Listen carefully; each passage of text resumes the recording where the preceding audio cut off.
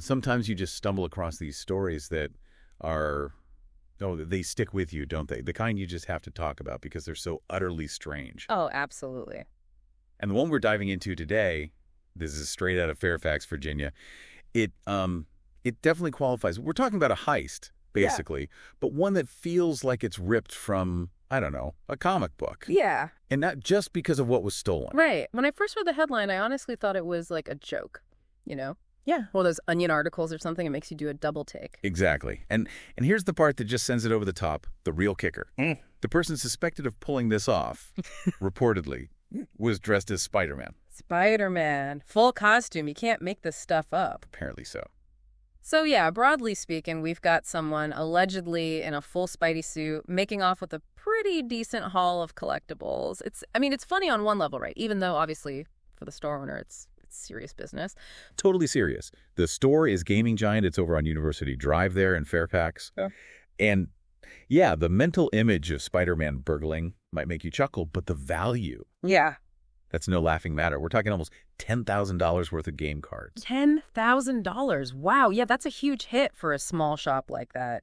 It really, it grounds the story, doesn't it? Beneath the sort of absurdity, there's a real crime, real impact. But still, Spider-Man. It's the detail you can't get past. And it gets more specific, too, when you look at what was targeted. It wasn't just any old cards. The focus was apparently on Pokémon, Dragon Ball Z, and One Piece cards. Okay, so big names in the anime and trading card world. Stuff with, like, massive fan bases. Like, just dedicated followings. Right, so these aren't, just some dusty comics someone found. These are hot items, very active market. So, okay, the disguise is wild, but the target... It suggests he knew what he was after, maybe even had a specific interest, Well, that leads into how this apparently went down. It doesn't seem like it was just a random smash and grab. Yeah. The individual, who police later identified as 20-year-old Joel Brown, apparently visited the store earlier.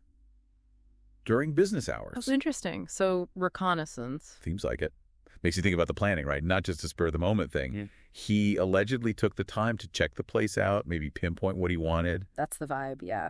He reportedly asked about specific graded cards from those franchises you mentioned. Pokémon, Dragon Ball Z, One Piece. So not just browsing. Yeah. He knew about the high-value stuff. And those really valuable cards, they were kept in a locked display case. That's another key point. Right. Not just sitting out. Yeah, so he knew they were protected, but still allegedly went ahead with this plan. Okay, so here's where it gets even more surreal. This wasn't a daylight robbery. He allegedly came back after the store closed.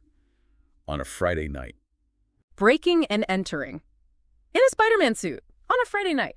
I mean, you almost have to admire the sheer nerve, the commitment to the bit, even though it's, totally illegal. It's definitely memorable. That's one word for it. That's a detail that will stick with people. And the entry method wasn't exactly subtle. No web slinging involved, apparently.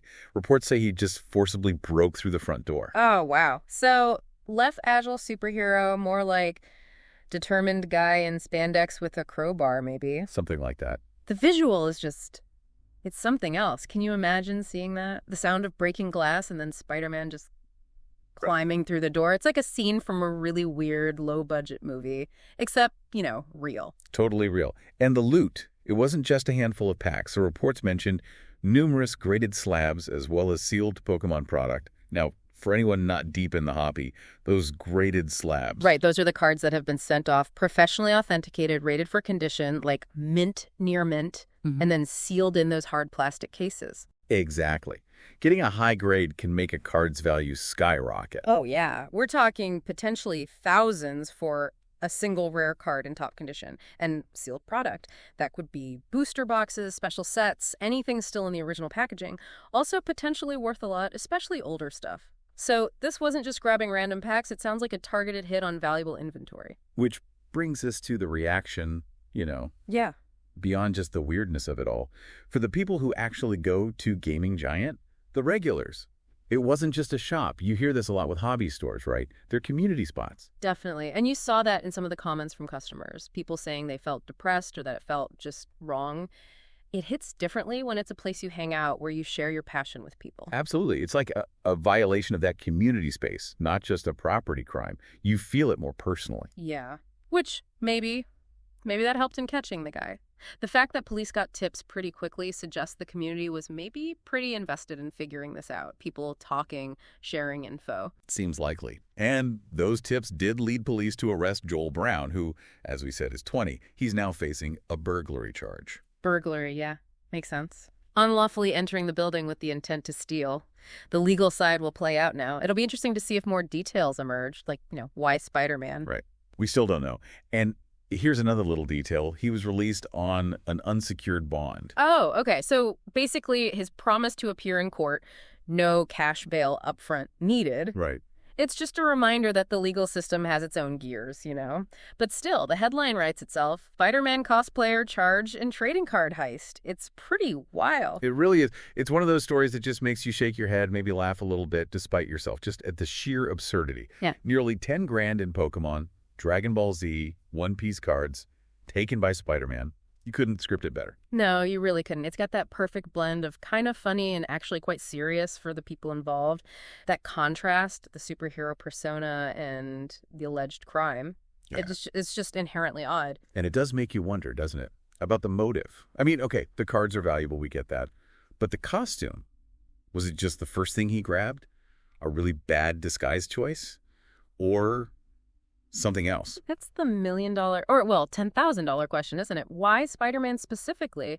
Was it supposed to be ironic? Was it like his lucky suit?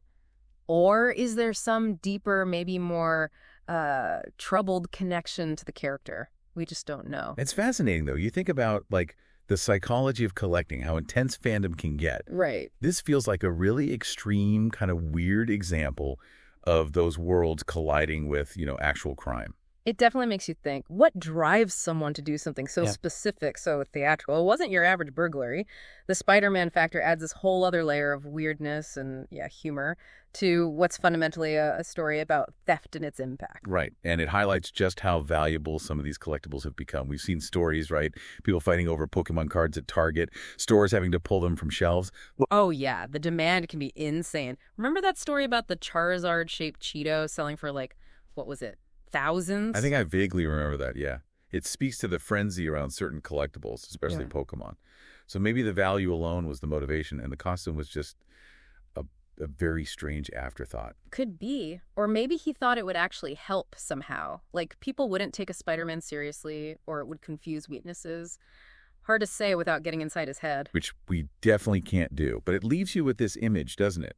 The broken glass, the empty display case, and maybe, just maybe, a stray bit of red and blue spandex caught on the doorframe. Uh-huh. Yeah, exactly. It's a bizarre mental picture. So as you're, going about your week, just picture it. The flashing police lights, the shattered storefront, and Spider-Man being escorted away.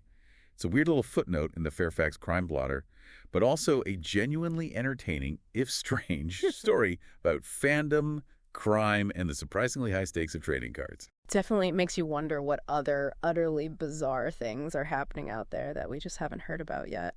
This one's going to be hard to top for a while, though, I think. I think you might be right about that, Spider-Man stealing Pokemon cards. Yeah, that's a unique one.